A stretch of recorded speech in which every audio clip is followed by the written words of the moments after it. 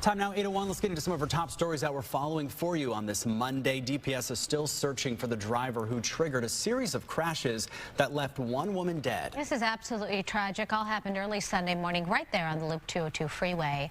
Investigators say a driver lost control on the 202, hit a median near 40th Street. Well, that car spun around facing the wrong direction. The driver got out and ran off, and that is when a woman stopped. She moved her vehicle out on the shoulder, got out to check on the driver of the crashed car. While she was walking to check on that wreckage, another vehicle, a third one, swerved to avoid the wreck, but ended up hitting the woman who later died at the hospital.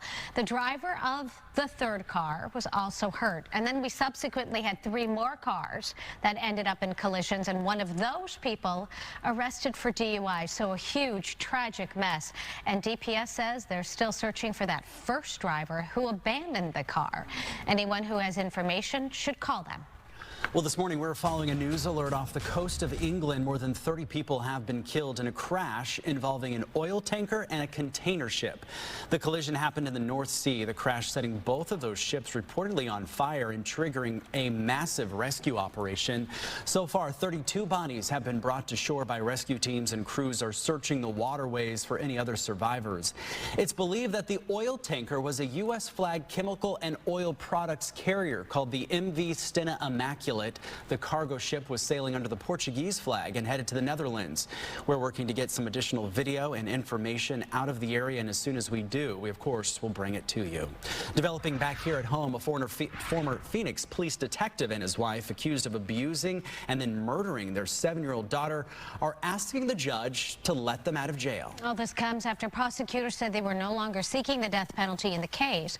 So back in December of 2017, Jermaine and Lisa Cunningham were indicted on first-degree murder and child abuse charges. They're accused of abusing Jermaine's daughter for 10 months before her death. They were released without bond when the case was first filed, but put back in jail after the state upgraded the case to capital murder, which meant they could face the death penalty. Well, now that the death penalty is off the table, their attorneys argue they should once again be let out of custody. We're not asking you to rubber stamp what was going on before, Judge. We simply ask that you return Mr. Cunningham to the terms that he enjoyed in 2018 when the case was non-capital, which it is again. The judge is expected to make a decision on the release of the Cunninghams sometime this morning. Now, keep in mind, though, trial is scheduled to begin in July. Phoenix police are investigating a deadly weekend shooting. It happened right around 3:30 Saturday morning near 51st Avenue and Thomas Road.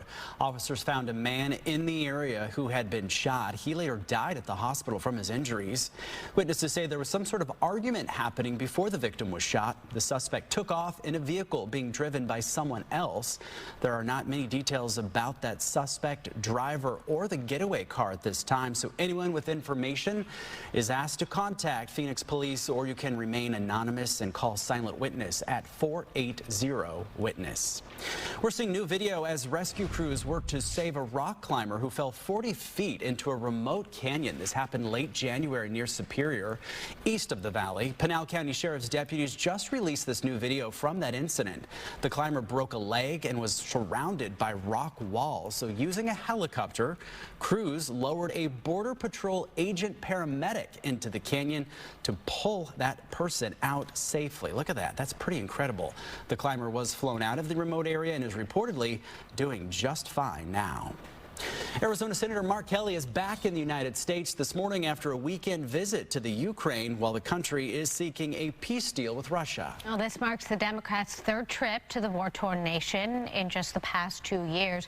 Kelly was briefed by U.S. embassy officials and Ukrainian military leaders, also met with wounded service members and the International Red Cross Committee. Kelly says he wants to show his support for the Ukrainian people, learn more about the situation on the ground. Also says no one wants the war to end more than the people of Ukraine, but any peace deal must protect the country's sovereignty and security. Meantime,